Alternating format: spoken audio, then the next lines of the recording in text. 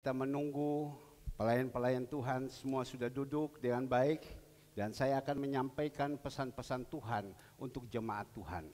Sambil kita menunggu, saya ajak kepada Bapak Ibu membukakan di dalam firman Tuhan di dalam Roma 8 ayatnya ke-27. Kita boleh baca sampai dengan ayat ke-35.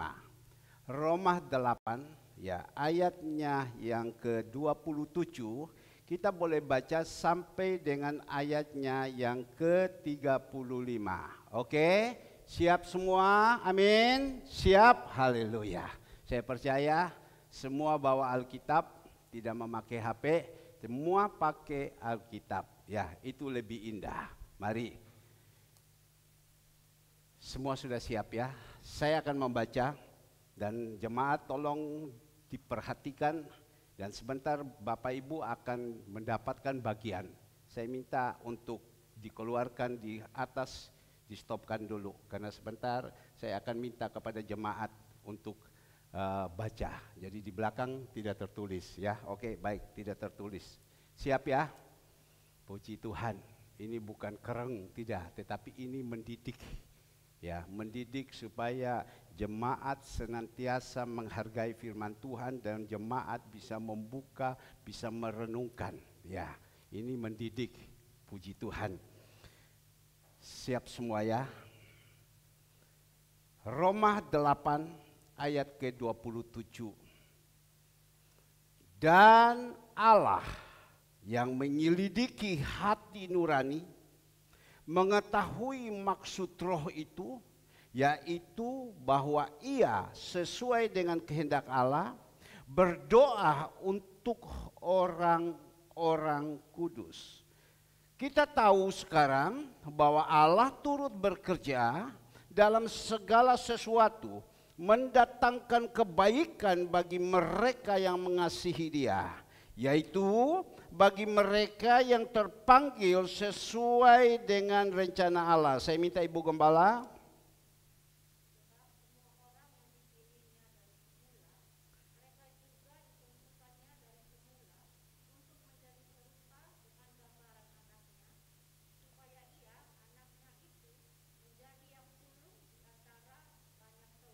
Ya.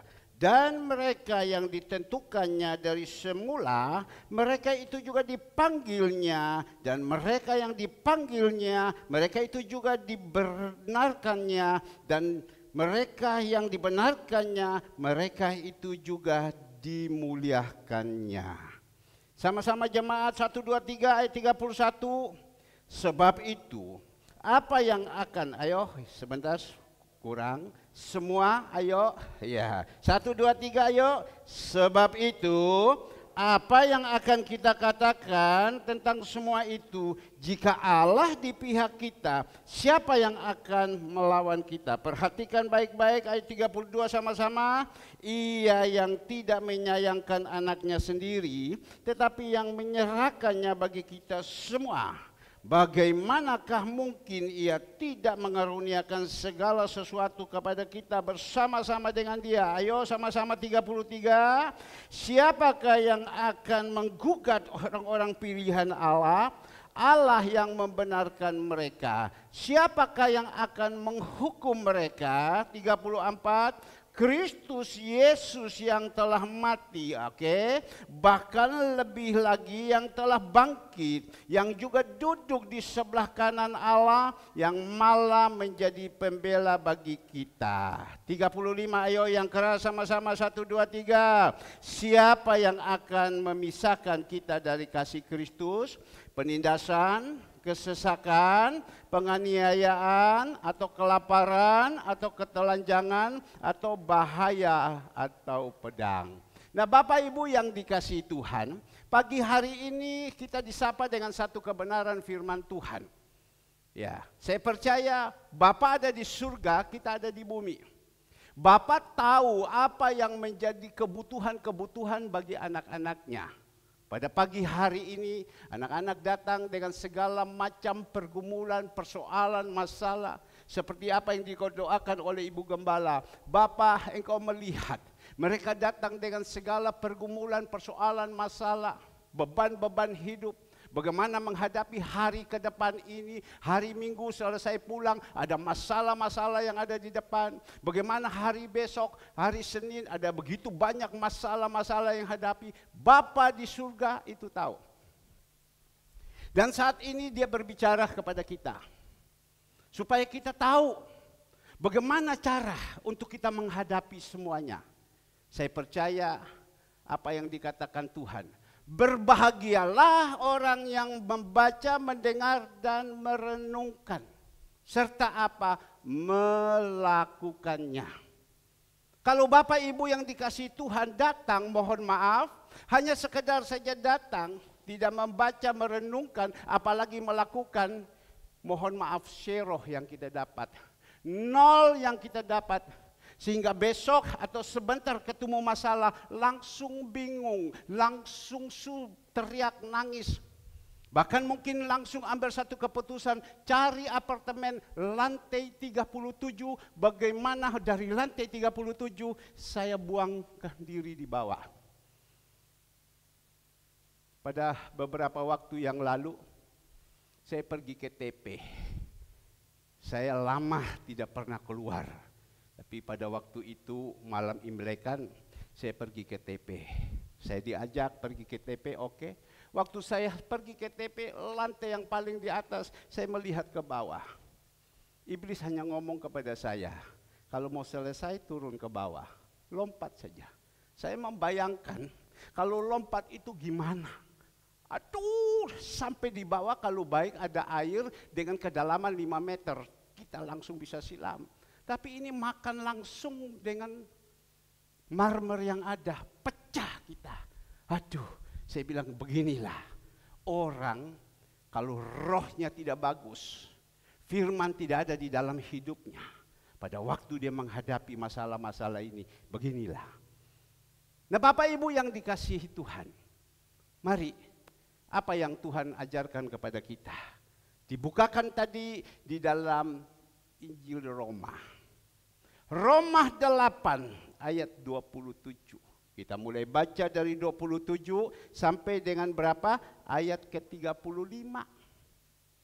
Dan saya percaya Bapak Ibu, 2000 tahun yang lalu ada yang namanya Rasul Paulus. Orang itu ciamik loh. Orang yang jahat, pembunuh, apalagi ya, pendendam dan lain-lain. Ketemu sama Tuhan Yesus di Damsyik, dan saat itu Tuhan jamah kepada dia dan dia berubah. Sehingga di dalam firman Tuhan mulai dari Matius perjanjian baru sampai Wahyu, kurang lebih ada 3/4 bagian semua dia yang menuliskan. Dia bisa menuliskan dari siapa? Wangsit, hikmat, suara dari Tuhan. Sehingga dia bisa menuliskan. Karena dia menuliskan ini, firman adalah firman yang dari Tuhan. Nah Bapak Ibu yang dikasihi Tuhan, dia menuliskan juga dan dia menyampaikan kepada siapa? Kepada jemaat yang ada di Roma. Dan kita tahu Rasul Paulus ini diberikan karunia, 5 jawatan yang ada itu diambil semua sama dia.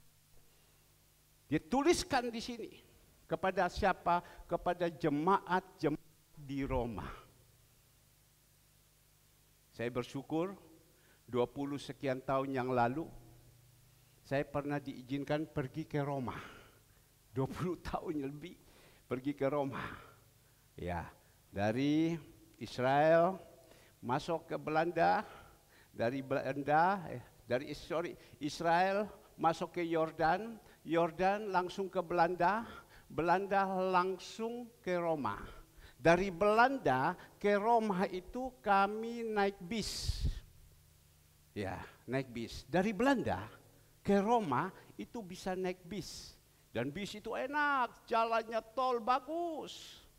Tapi sebelum masuk di Roma, kita lewati dulu Belgia, kita lewati dulu Paris dan lain-lain, kita masuk ke Roma. Dan saya ingat kami sampai di Roma. Kami diizinkan masuk melihat bagaimana ya di situ begitu besar gereja Katolik yang ada di sana, tempat Paus yang ada. Dan sesudah itu kita diberikan kesempatan di Roma untuk belanja, namanya Tor, ya belanja. Mohon maaf, minta maaf lagi, saya ada di mimpi, baru Tuhan ingatkan kepada saya, ini jas yang saya pakai ini saya beli di Roma. Saya beli di Roma. Jadi saya bukan hanya bisa khotbah tentang Roma saja, saya pernah pergi ke Roma. Dan jas ini saya beli di Roma. Saya ingat waktu istri saya tadi, Ibu Gembala berdoa, Tuhan bilang, kamu pernah ke Roma, kamu beli ini jas. Ya, bukan hanya sekedar kita menyampaikan saja, tetapi kita tidak tahu. Tetapi kita menyampaikan, berbicara tentang Roma, dan kita tahu juga kota Roma ini. Buktinya apa? Ini jas. Tuhan bilang, kamu lihat merek apa ini? Merek Berkeley. Ini jas. Ya. Ini mohon maaf, bukan apa, ini hanya cerita. Merek Berkeley. Nah Bapak Ibu yang dikasih Tuhan, 23 tahun jas ini saya masih tetap pakai. Dan masih tetap seperti baru. Ya, lain dari luar punya barang, ya dengan kita sekarang, tapi sekarang kita juga di Indonesia barang-barangnya udah bagus semua. Sudah bisa ikuti dari luar. Nah Bapak Ibu yang dikasih Tuhan, kepada siapa? Kepada jemaat yang ada di Roma.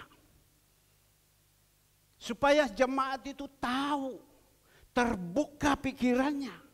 Di dalam ayat 27 dikatakan, dan Allah yang menyelidiki hati nurani, mengetahui maksud roh itu, yaitu bahwa ia sesuai dengan kehendak Allah berdoa untuk orang-orang kudus. Mungkin saat itu jemaat-jemaat Tuhan yang ada di Roma sedang galau, juga punya masalah, juga dalam kebingungan. Tapi melalui firman Tuhan, Rasul Paulus katakan, dan Allah menyelidiki hati nurani. Jadi memang Allah itu dia tidak melihat luarnya, dia melihat hati kita. Ini sudah bolak-balik Tuhan taruh di dalam hati saya. Menyelidiki hati nuraninya, mengetahui maksud roh itu, yaitu bahwa ia sesuai dengan kehendak Allah. Jadi orang-orang yang terpilih, dan Tuhan pilih kepada dia. Dan Tuhan tahu orang ini dia akan menjalankan semua sesuai dengan kehendak Allah. Nah orang yang terpilih sama Tuhan, karena Tuhan tahu dia akan melakukan sesuai dengan kehendak Allah. Kita ingat murid Tuhan Yesus 12. Apakah Tuhan salah pilih yang namanya Yudas? Tidak. Tapi Tuhan tahu. Dia akan ada saatnya dia tidak sefaham dengan Tuhan. Dan dia akan menjual itu Tuhan. Siapa namanya? Yudas.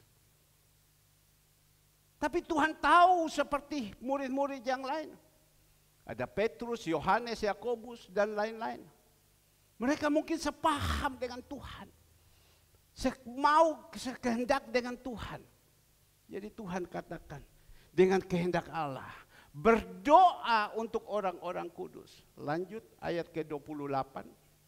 Karena dikatakan di sini, kita tahu sekarang bahwa Allah turut bekerja dalam segala sesuatu untuk mendatangkan kebaikan bagi mereka yang mengasihi Dia.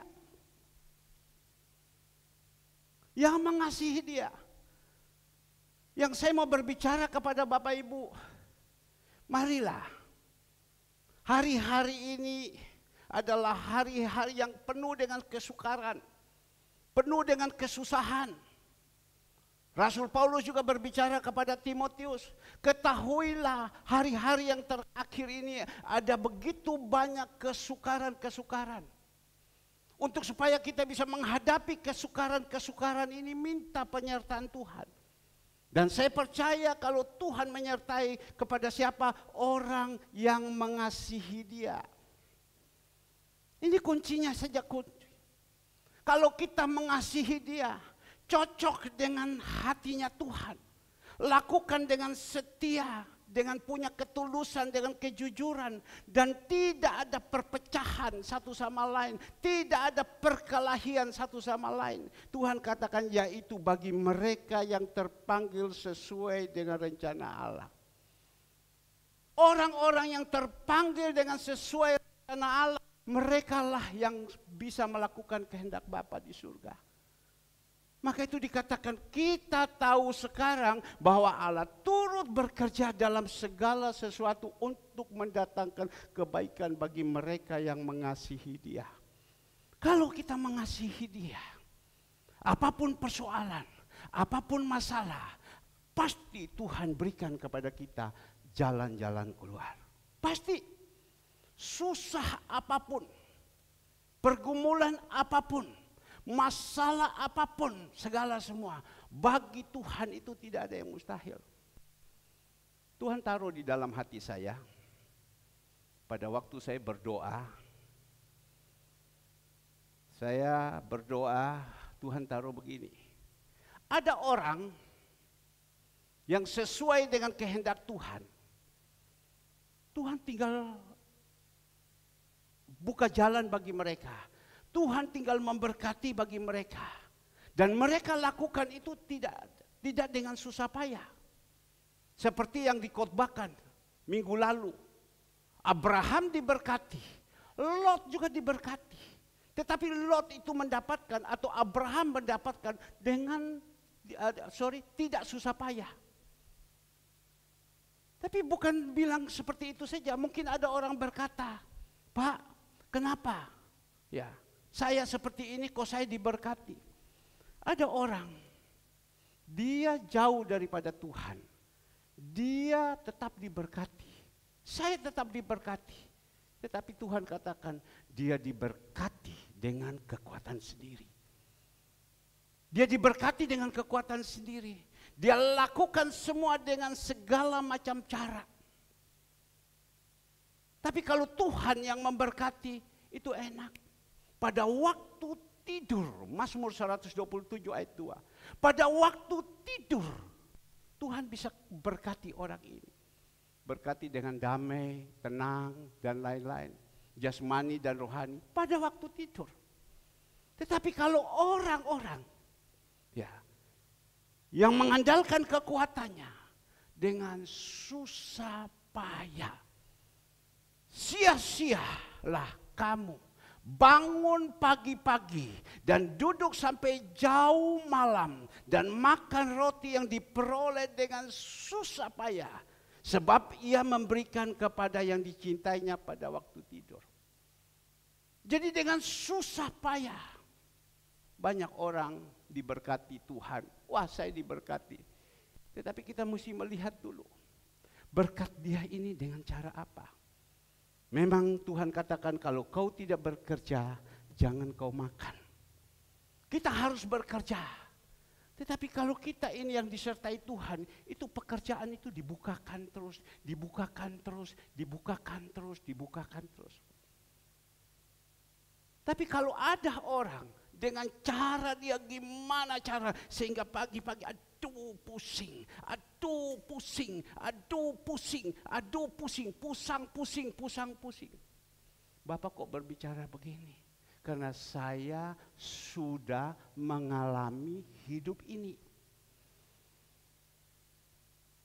Dari tahun 76 sampai 1998 saya hadapi ini hidup ini. Kepala di bawah, kaki di atas, dan akhirnya endingnya habis.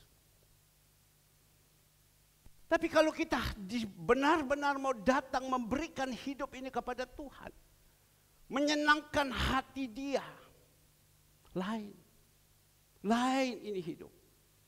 Maka itu Bapak Ibu yang dikasihi Tuhan, ini kebenaran yang Tuhan taruhkan kepada saya. Saya berusaha minta Roh Kudus untuk supaya bisa membukakan kepada Bapak Ibu dan juga untuk saya. Tadi malam sebelum jam 12 Tuhan sudah bangunkan saya. Ayo berdoa kamu. Saya berdoa. Tuhan, ini masih jam 11 lebih. Berdoa. Saya harus nurut, saya berdoa. Saya berdoa, saya tarik sampai jam 2. Jam 2 saya berdoa, menyembah Tuhan, terus berdoa. Tapi Tuhan saya capek ya. Saya tidur dulu Tuhan ya. Nanti kasih bangun lagi sama saya Tuhan. Nanti kasih bangun saya. Saya tidur, saya tidak bisa tidur. Mutar kiri, mutar kanan. Tuhan bilang apa? Kamu pergi ke kamar sebelah. Anak saya punya kamar Kesia. Pergi ke kamar sebelah, duduk di meja dia, karena dia punya meja kerja. Duduk di meja dia, nyalakan lampu, baca firman Tuhan. Saya baca lagi, nurut. Daripada tidak bisa tidur, mutar kiri, mutar kanan, nurut. Masuk baca. Baca, saya merenungkan ini. Tuhan taruh di dalam hati saya. Sesudah saya baca jam 3, lebih sedikit, saya bilang, Tuhan, saya tidur dulu ya. Kasih saya tidur dulu. Supaya sebentar saya bisa khotbah, saya bisa semangat. Ya, saya bisa kuat. Kalau kurang tidur bagaimana? Tapi saya tidur. Waktu saya tidur, enak saya taruh kepala saya tidur. Malah saya dimimpi-mimpikan. Ada orang membawa kepada saya jalan, bawa, pergi sini, pergi sana. Waktu saya mau bayar, oh tidak, dia sudah bawa uang jutaan dari saku ini. Tidak, saya yang bayar, saya yang bayar, saya yang bayar, saya yang bayar. Loh, Tuhan kok begini? Kok mimpi seperti ini? Sesudah itu, kami pergi bersama-sama dengan dia. Pergi sampai periksa di pelabuhan. Karena mimpi ini kan masih mimpi bekerja. Loh, sampai pelabuhan kok kapal saya ini kok belum masuk-masuk. Tidak ada kontak radio di mana. Sumpek lagi. Karena apa? Memikirkan ini. Kapal kok belum masuk. Kapal ini kok belum masuk. Di pelabuhan sedang keruh itu pelabuhan dalamnya. Sumpah memikirkan kapal belum masuk. Di mana kapal ini? Biasanya ada kontak radio kok tidak bisa. Sumpek lagi. Ya Tuhan bilang ini. Ya. Dan saat itu jam 4 Tuhan kasih bangun. Bangun sudah. Ayo siap-siap. Siap-siap semua duduk di sini sambil merenungkan lagi. Nah Bapak Ibu yang dikasihi Tuhan. Inilah firman Tuhan yang dikatakan. Ya, yaitu bagi mereka yang terpanggil sesuai rencana Allah. Saya percaya Bapak Ibu. Kalau hati Bapak, Ibu yang ada di sini. Dan Tuhan melihat cocok dengan kehendak Tuhan. Tuhan akan panggil kepada Bapak, Ibu. Ya, untuk apa? Mengikuti Dia. Ada yang ikut dikasih sambil bekerja dan melayani. Ada yang dipanggil sama Tuhan. Dia tinggalkan semua dunia ini. Dia tidak bekerja di dunia lagi. Tetapi dia hanya melayani Tuhan. Hasil daripada ini, dari mana dia dapat? Hanya dia melayani Tuhan. Tuhan bilang, dia hanya melayani saya dan dia dapat dari saya. Dari Tuhan. Maka itu Bapak Ibu yang dikasihi Tuhan. Coba saya ajak kepada Bapak Ibu supaya kita mengerti sedikit. Kadang kalau kita tidak mengerti, kita jadi ini ya. Saya ajak kepada Bapak Ibu bukakan di dalam Bilangan. Bilangan 18. Bilangan 18 ayat 19. Dengar saja sambil juga boleh baca. Bilangan 18 ayat 19. Kalau kita baca Bilangan 18 di atas perikop kewajiban dan penghasilan imam dan orang Lewi. Ayat 19, segala persembahan khusus yakni persembahan kudus yang dipersembahkan orang Israel kepada Tuhan, aku berikan kepadamu, kepada anak-anakmu, laki-laki dan perempuan, bersama-sama dengan engkau. Itulah suatu ketetapan untuk selama-lamanya. Itulah suatu perjanjian garam untuk selama-lamanya di hadapan Tuhan bagimu serta bagi keturunanmu. 20. Tuhan berfirman kepada Harun. Harun ini suku Lewi, dipercayakan Tuhan untuk melayani full di rumah Tuhan. Di negeri mereka engkau tidak akan mendapatkan milik pusaka. Tidak akan beroleh bagian di tengah-tengah mereka. Akulah bagian dan milik pusakamu di tengah-tengah orang Israel.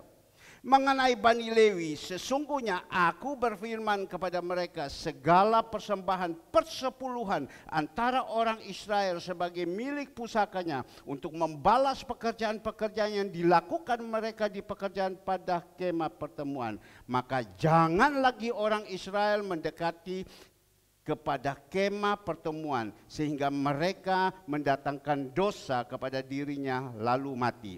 Tetapi orang Lewi, mereka yang harus melakukan pekerjaan pada kemah pertemuan dan mereka harus menanggung akibat kesalahan-kesalahan mereka, itulah suatu ketetapan untuk selama-lamanya. Bagimu turun-temurun, mereka tidak akan mendapatkan milik pusaka di tengah-tengah orang Israel. 24 yang terakhir. Sebab persembahan persepuluhan yang dipersembahkan orang Israel kepada Tuhan sebagai persembahan khusus kuberikan kepada orang Lewi sebagai milik pusakanya. Itulah sebabnya aku telah berfirman tentang mereka. Mereka tidak akan mendapatkan milik pusaka di tengah-tengah orang Israel. Nah, inilah Bapak Ibu yang dikasihi Tuhan. Kita melihat di sini apa yang dikatakan. Orang yang dipanggil sama Tuhan karena Tuhan tahu hati nuraninya untuk melayani pekerjaan Tuhan. Untuk melayani pekerjaan Tuhan. Hidupnya dari mana? Hidup daripada Tuhan. Sekali lagi, hidupnya dari mana? Hidup daripada Tuhan. Karena dia tidak diberikan ladang, tidak diberikan lahan untuk bekerja. Ada 12 suku, senantiasa saya terus menyampaikan, mengingat-ingatkan kepada Bapak Ibu. Ada 11 suku diberikan ladang untuk bekerja, lahan bekerja. Mereka mendapatkan hasil itu, mereka bawakan 1/10 itu dibawakan kepada Tuhan. Tuhan ini milikmu. Ya, dan Tuhan nanti akan memberikan kepada siapa? Orang yang terpilih, yaitu suku Lewi. Yang melayani. Karena dia tidak bekerja apa-apa, dia hanya melayani Tuhan, hanya melayani Tuhan, hanya melayani Tuhan. Upahnya dari mana? Upah dari Tuhan. Mungkin Bapak Ibu berkata, wah enak ya. Tapi Tuhan kan melihat hatinya dulu. Bisakah orang ini, kalau saya pilih dia menjadi hambanya, punyakah dia punya hati, punya ketulusan, punya keseriusan, punya kesungguhan? Atau kakinya cabang satu dan cabang satu? Saya merenungkan benar. Inilah. Dan suku-suku Lewi ini kerjanya hanya apa? Hanya melayani di rumah Tuhan. Tapi dia tidak boleh salah. Salah hukumannya berat. Coba kita baca. Ya, sekali lagi tadi Bilangan 18 ya. Supaya kita tahu Bilangan 18 ayat Bilangan 18 ayat 29, ayat 19.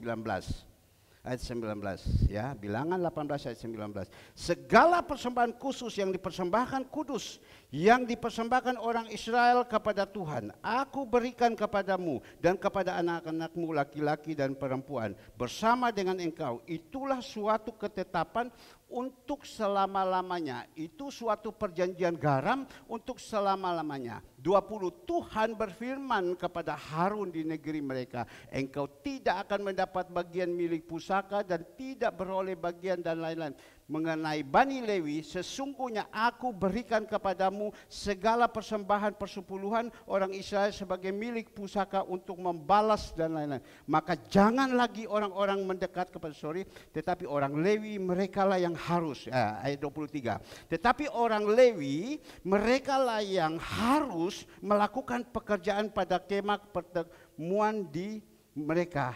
Harus menanggung akibat kesalahan mereka. Itulah suatu ketetapan untuk selama-lamanya. Jadi orang Lewi ini dipercayakan untuk melayani di kemah pertemuan.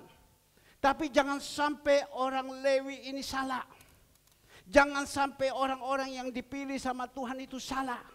Karena sampai kalau salah hukumannya lebih berat. Maka itu kita mengerti firman. Kita yang dipercayakan untuk melayani, kita harus jaga baik-baik. Maka itu Tuhan bilang apa? Banyak yang dipanggil, sedikit yang dipilih. Karena Tuhan tahu. Tapi zaman-zaman sekarang begitu banyak orang datang menyodorkan diri. Saya menjadi gembala, saya menjadi pemimpin gereja, saya menjadi pendeta karena fasih lidah, pintar berbicara. Tetapi sebenarnya dia menyerahkan semua hidupnya, padahal sebenarnya tidak. Dia masih berikan bekerja. Kita ambil contoh saudari Ivon. Dia sudah sekolah Alkitab di Bethel, Jakarta. Dia bersekolah Alkitab di Tawangmangu sampai ngelontok semua. Berpikir, opanya ngomong, Ivon kembali melayani full.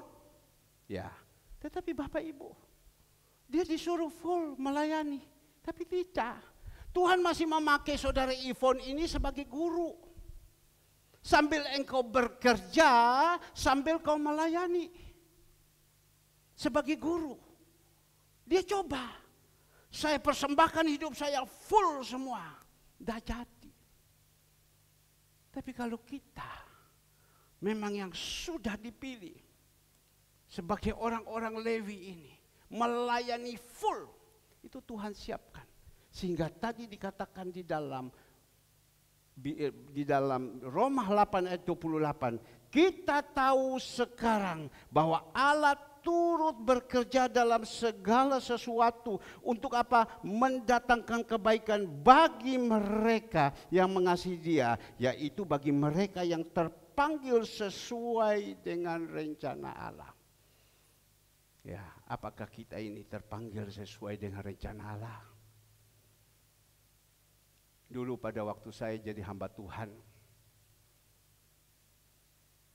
saya punya saudara-saudara ngomong kepada saya, ini kamu ini mungkin pelarian saja, karena hartamu sudah habis. Daripada susah-susah, joy Yesus.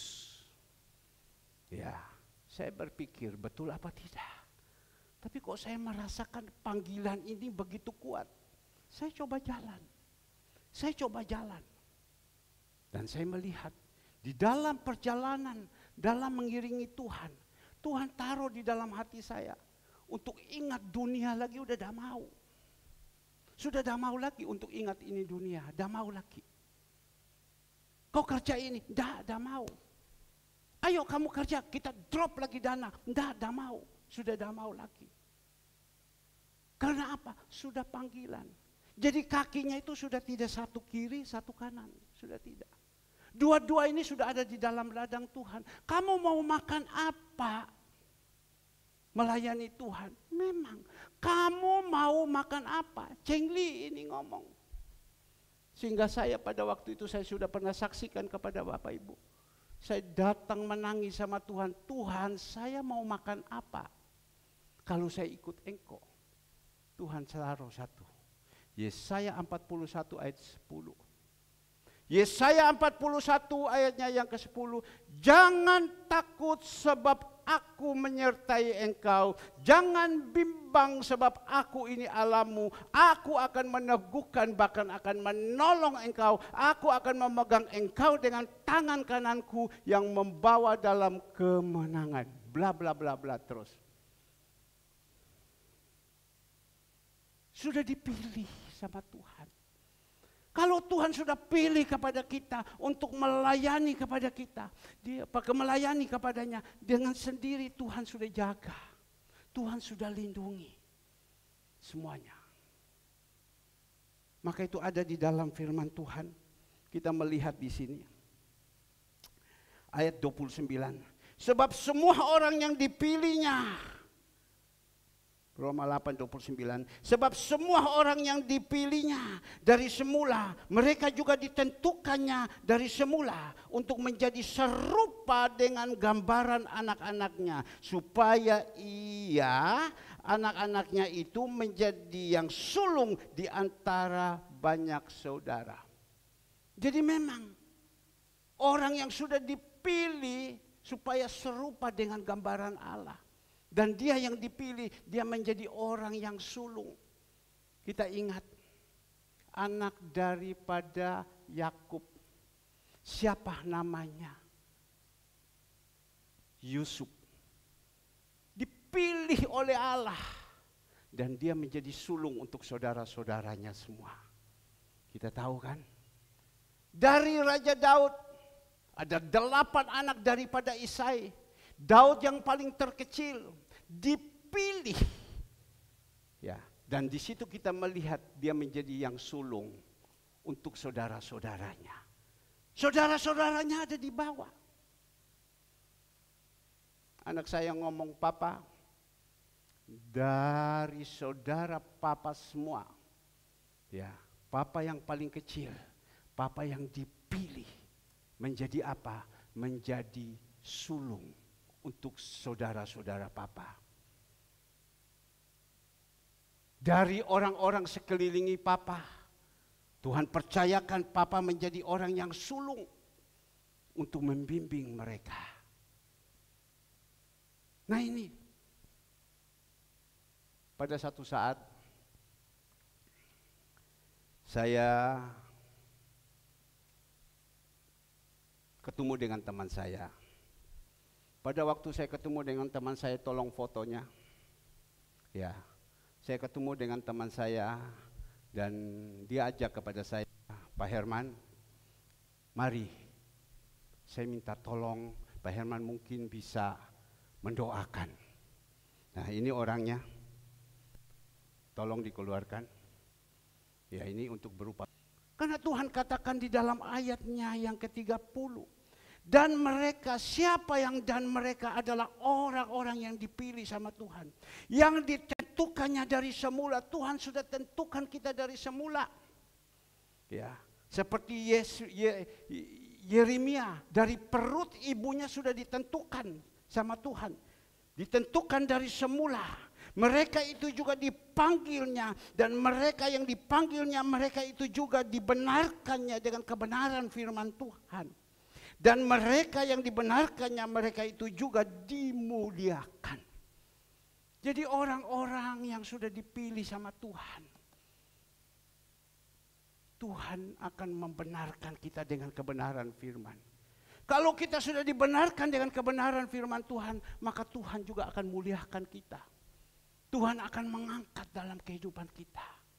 Maka itu saya bilang, ayo kita yang dalam mengikuti Tuhan, jaga ini hati.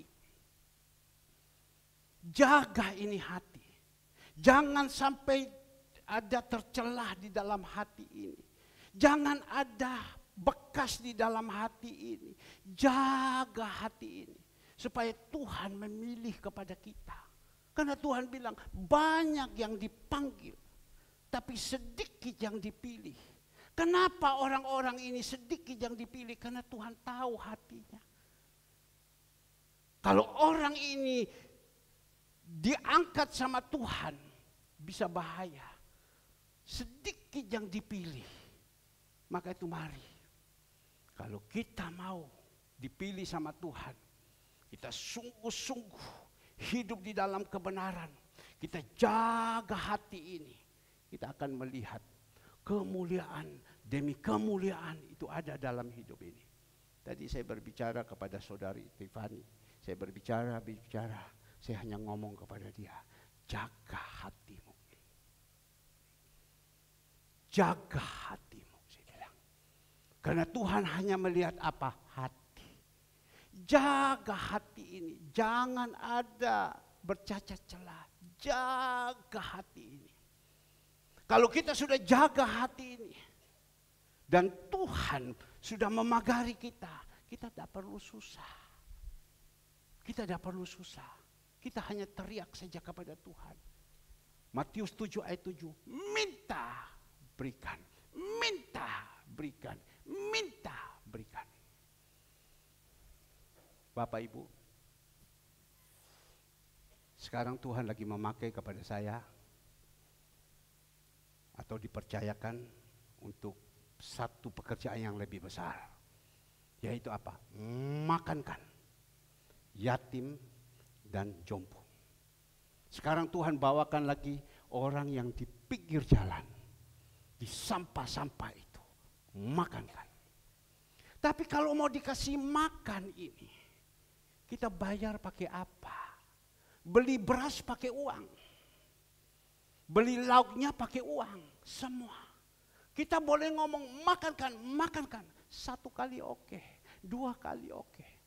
Tetapi ini dengan macam begini kita harus berteriak minta sama Tuhan. Terus minta sama Tuhan, dana Tuhan. Dana, kau suruh sama saya dana, teriak. Doa orang benar, besar kuasanya, teriak, teriak. Dan satu saat Tuhan taruh di dalam hati saya, kau suku Lewi, kau jaga hatimu, minta. Ya, saya minta.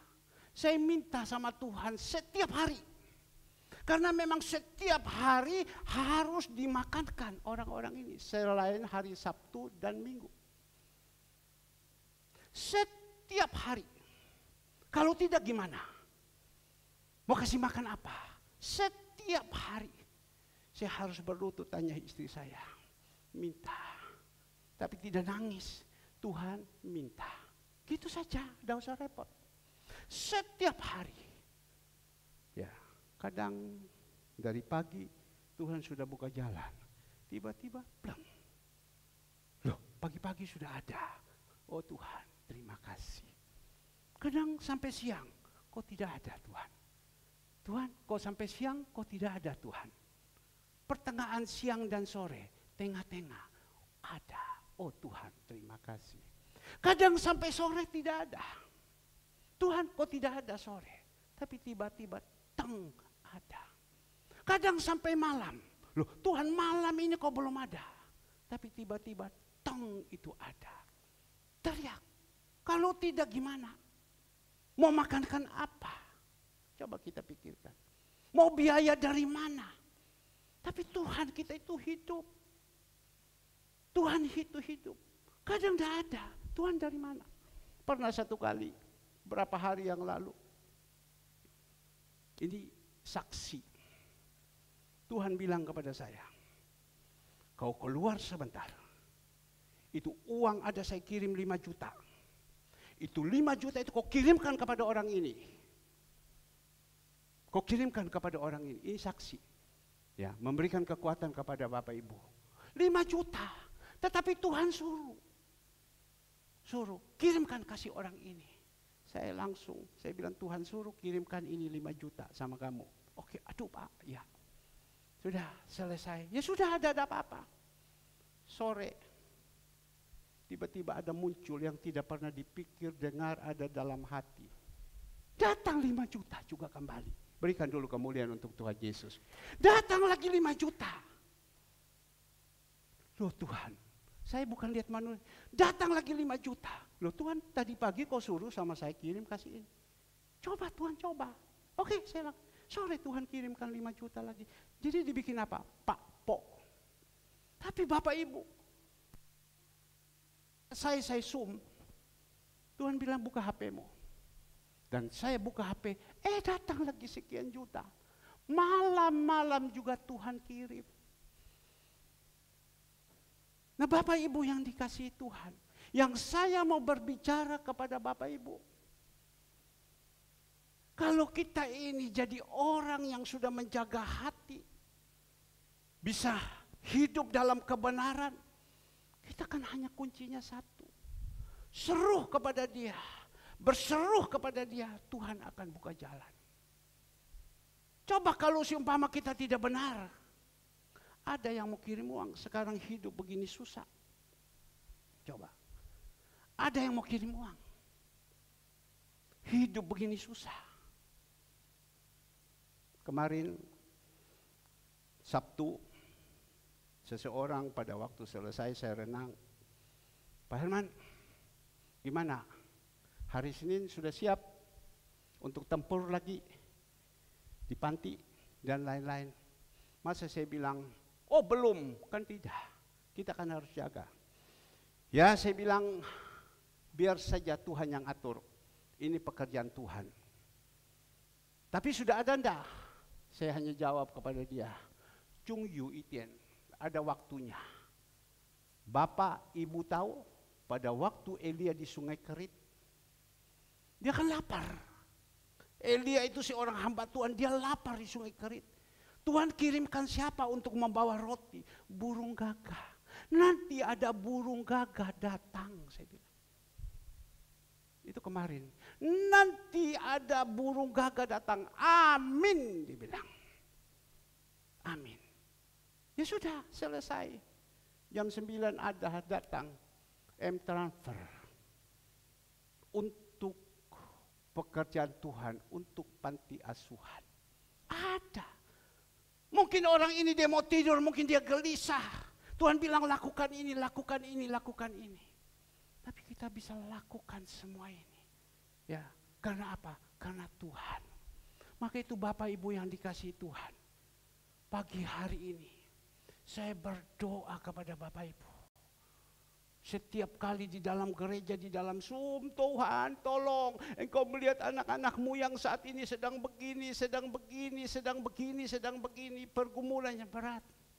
Saya percaya kalau hati daripada Bapak Ibu dijaga baik-baik, ya Tuhan tidak segan-segan untuk memberkati Bapak Ibu. Bukan hanya uang saja, ya. Hidup itu diberikan tenang, hidup itu diberikan damai. Tapi kalau hati Bapak Ibu Bapak tidak jaga, ada kekotoran-kekotoran yang ada yang tidak benar. Jengking kepala di bawah, kaki di atas dan tidak akan keluar itu. Karena doa kita hanya sebatas plafon. Mari Bapak Ibu, ini yang Tuhan pesan. Sebentar kita akan makan dan minum tubuh dan darah Yesus. Maka itu mari, di dalam ayat 31, kalau kita menjadi orang-orang pilihan Tuhan, kita melihat. Di dalam Roma 8 ayat 31. Sebab itu, apa yang akan kita katakan tentang semuanya itu, jika Allah di pihak kita, siapa yang akan melawan kita? Inilah dari hasil penguraian firman Tuhan mulai dari ayat 27 orang yang dipilih sama Tuhan. Kalau kita sudah dipilih sama Tuhan bukan hanya diturunkan berkat saja. Tetapi dia katakan di dalam ayat 30, sebab itu apa yang akan kita katakan tentang semua itu? Jika Allah di pihak kita, siapa yang akan melawan kita?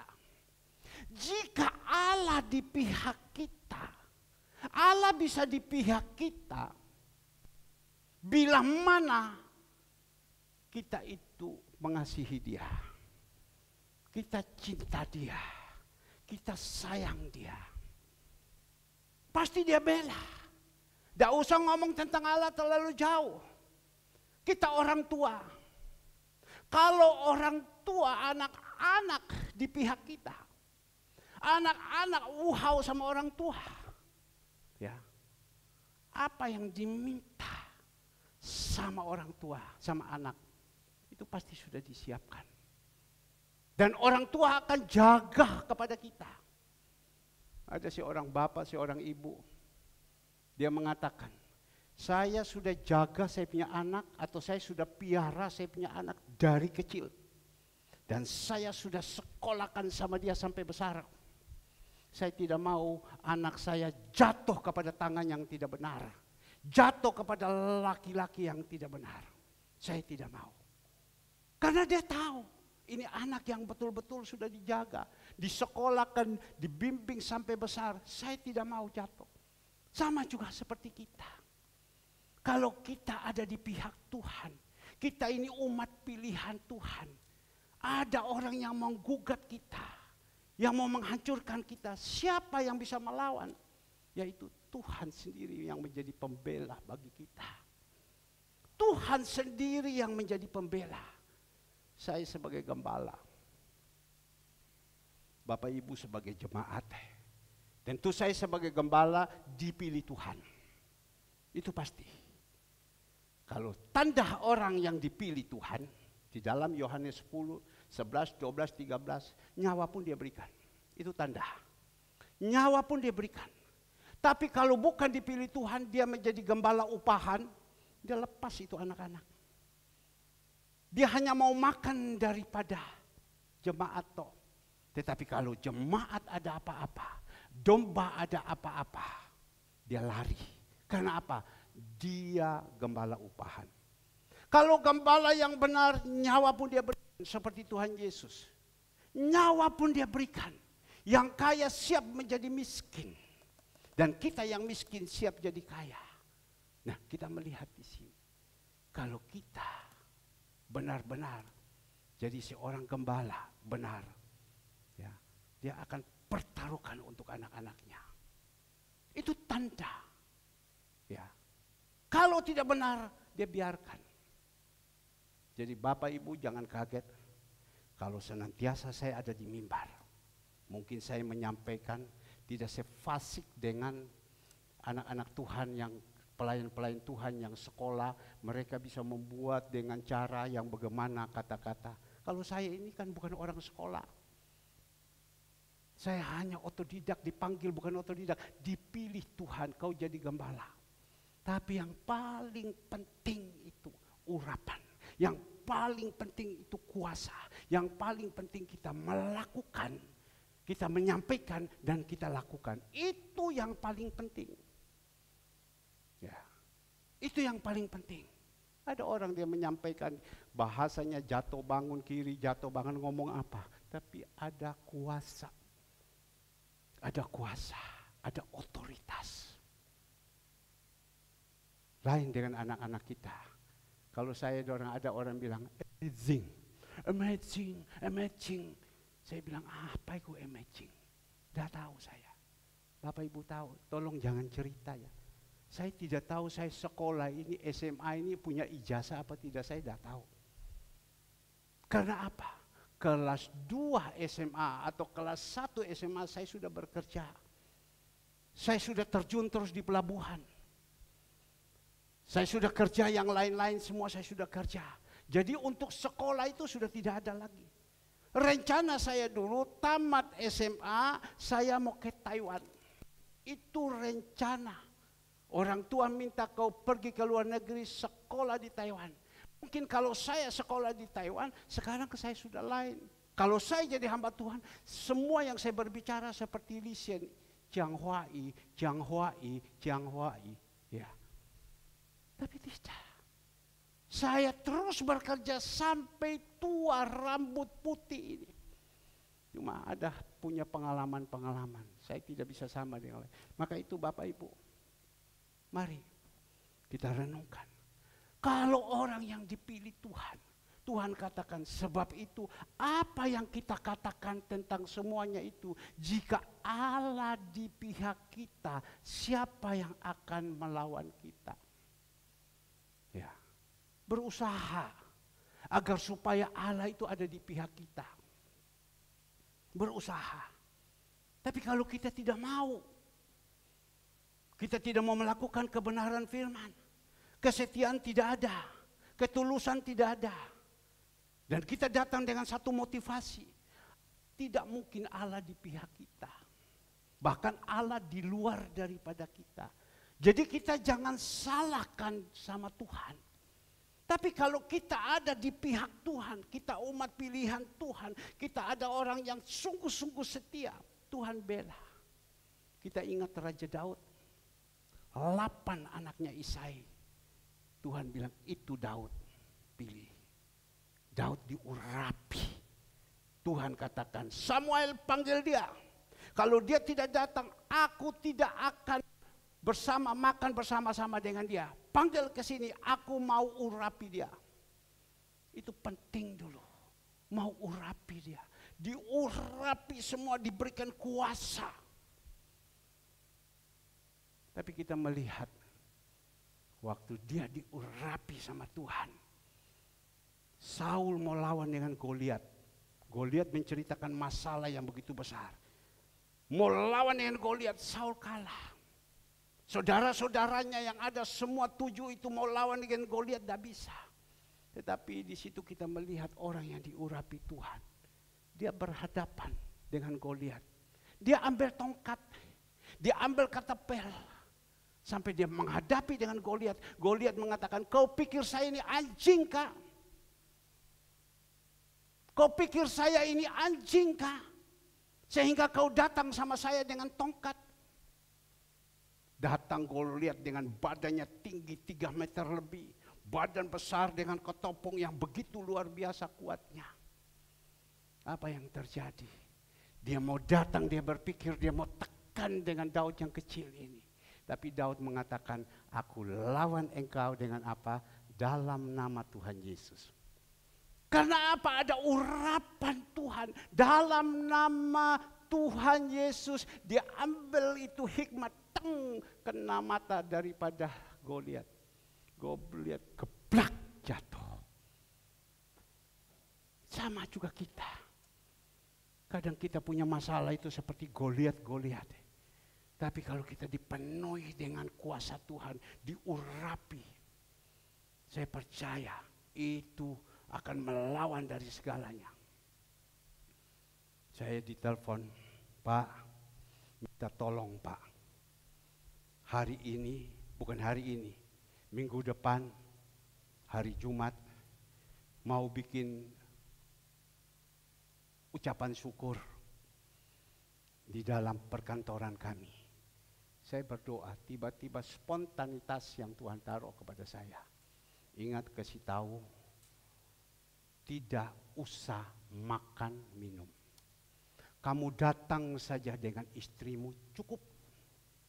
Ya, urapi itu. Urapi itu. Biar urapanmu yang ada berikan kepada dia. Tadi malam Tuhan banyak berbicara. Tidak usah dengan makan minum. Kan kebanyakan banyak orang bikin makan minum, haleluya, segala semua. Apalagi sekarang Omikron yang sudah naik sekian banyak. Senang sebenarnya kalau makan, kumpul-kumpul, yuk kita kumpul, ini ada ucapan syukur, cia. Ya, tapi Tuhan bilang tidak boleh. Terserah mereka, mau apa tidak. Tidak boleh. Engkau datang dengan istrimu. Cukup kau datang, kau urapi ini.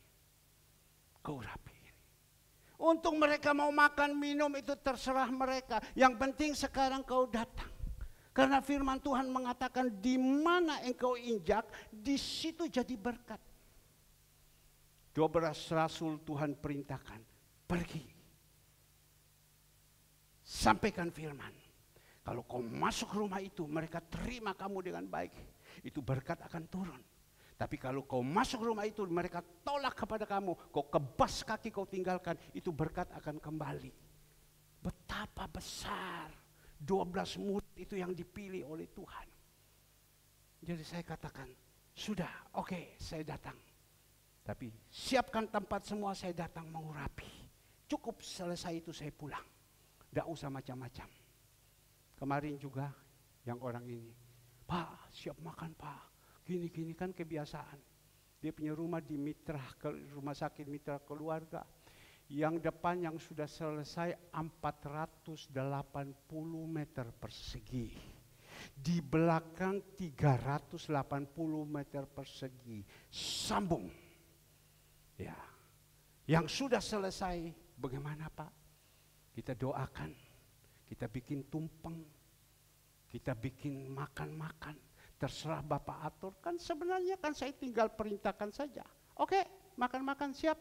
Dapur 1 siap, dapur 2 siap. Saya pakai sekarang dapur sampai dapur 4. Dapur 3 siap, dapur 4 siap. Ini ada 150 orang yang akan datang ikut cia-ciaan di sini. Kamu siapkan satu bungkus nasi harga 35.000 atau 40.000. Senang kan? Ya, tetapi Tuhan bilang tidak. Kau datang saja. Tolong Andre dikeluarkan itu. Kau datang saja. Kau urapi tempat ini. Setiap kamar kau masuk, setiap ruang makan kau masuk, setiap kamar-kamar yang ada mulai lantai 1, lantai 2, lantai 3, kau masuk semua, kau urapi, kau urapi, kau urapi. Itu yang paling penting. Bukan cia-ciaan. Bukan cia-ciaan. Sambil saya khotbah, Bapak Ibu lihat. Ya. Urapi itu yang paling penting. Bagaimana kita bisa mengurapi kalau hati kita ini di dalam ada minyak. Tidak tahu minyak apa? Hesitaser. Ya. Semprot minyak itu untuk tolak virus. Tapi kalau keluarkan diisi kosong, semprot, tidak ada yang dikeluarkan. Tapi ambil minyak wangi yang wangi sekali. Saya tidak tahu namanya, pokoknya saya setiap hari hanya press gitu aja. Set, dia wangi. Tapi permisi, kita kasih, mohon maaf, air kencing yang orang sakit gula. Mohon maaf kalau pipis itu bui semua dikasih masuk. Ya itu juga sama. Yang semut tempat singgah. Nah sama, kosong. Jadi kita sekarang dari dalam hati ini apa yang ada sama kita.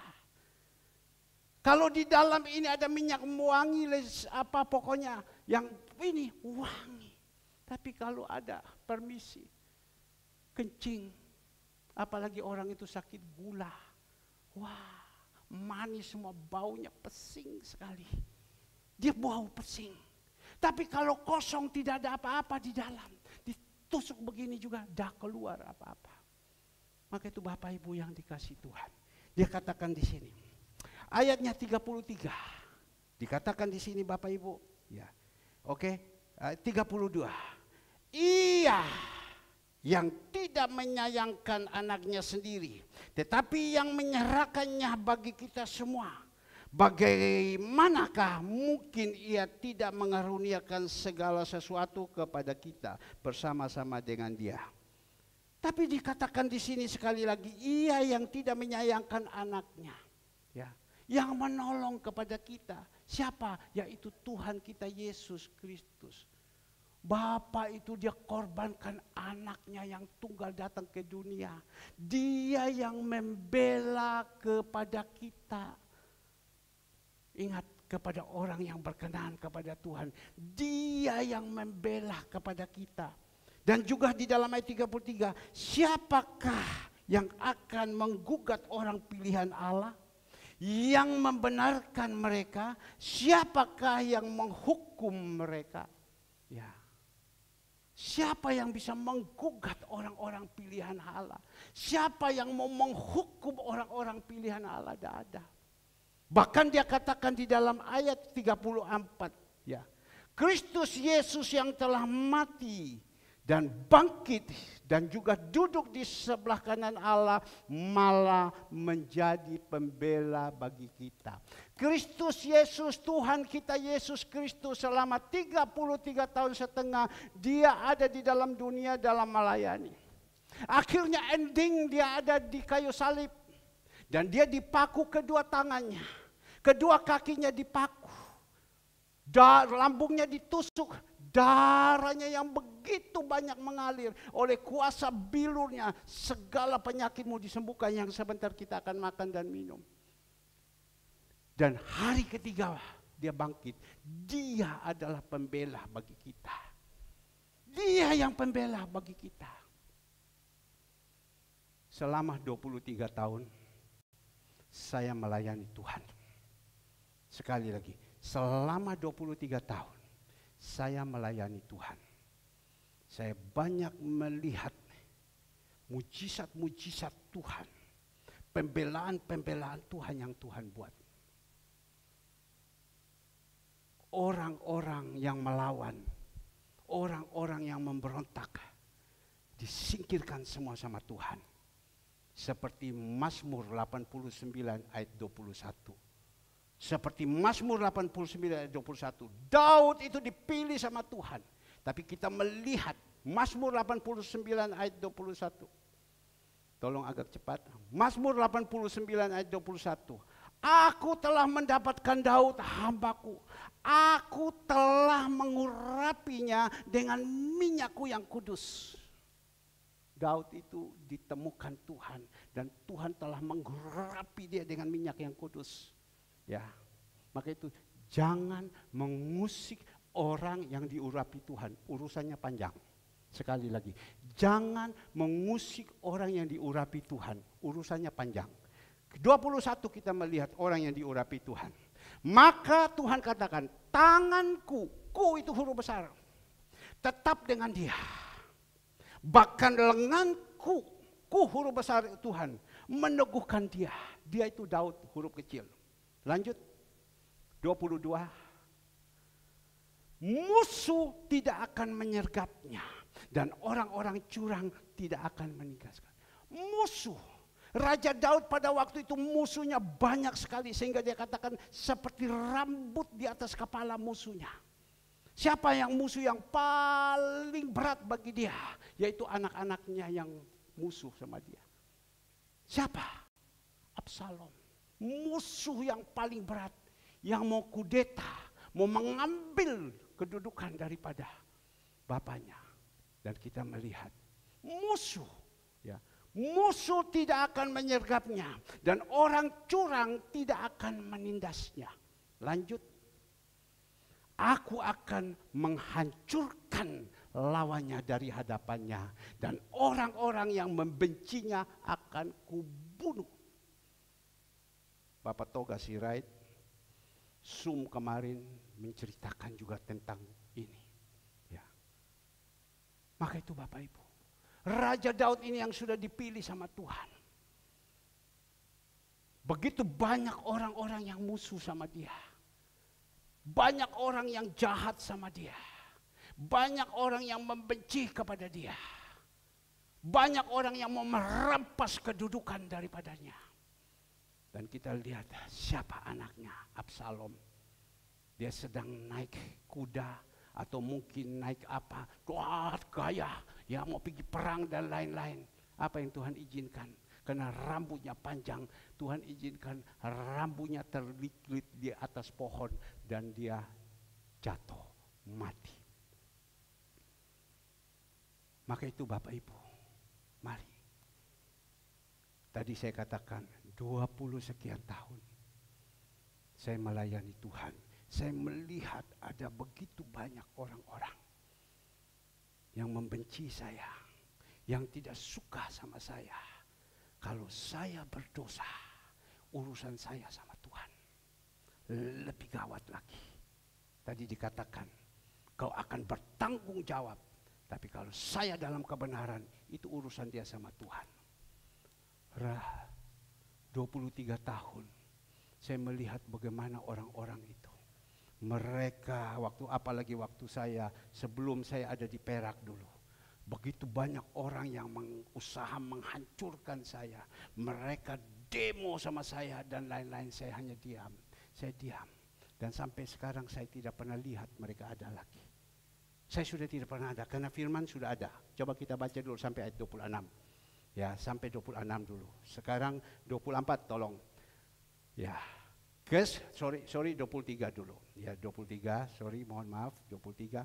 Aku akan menghancurkan lawannya dari hadapannya. Dan orang-orang yang membencinya akan kubunuh. Tuhan bilang, lanjut 24. Ya 24. Kesetiaanku dan kasihku menyertai dia. Dan oleh karena namaku tanduknya akan meninggi. Lanjut. 25 ya. Aku akan membuat tangannya menguasai laut dan tangan kanannya menguasai sungai-sungai. 26 lanjut. Dia pun akan berseru kepadaku, Bapakku, engkau Allahku dan gunung batuku keselamatanku. Nah inilah dari Raja Daud. Pembelaan Tuhan dengan begitu luar biasa. Tapi kita sudah berbicara tentang Raja Daud. saya akan saksi. Selama pelayanan saya 23 tahun ada di Perak Timur. Aduh, sakit betul-betul. Tapi saya tahu itu proses untuk saya. Mari, firman Tuhan kan katakan, hai penatua-penatua, hormatilah 2 kali ya kepada orang yang siapa yang dengan berkorban susah payah menyampaikan firman Tuhan. Hai jemaat-jemaat di Timotius, ya, pemimpin-pemimpinmu itu yang melayani engkau harus menghormati. Saya rasa sekian. Mari Bapak Ibu yang dikasih Tuhan, kita sebentar akan makan dan minum tubuh dan darah Yesus. Mari kita renungkan baik-baik. Ini yang Tuhan tanamkan di dalam hati saya, kebenaran ini saya sampaikan. Mungkin tidak bisa tangkap dengan baik cara penyampaian saya dan lain-lain. Ya inilah, ya saya yang Tuhan percayakan. Yang paling penting Tuhan berkenan ada saya di atas meja, di atas mimbar ini. Mari Bapak Ibu, saya minta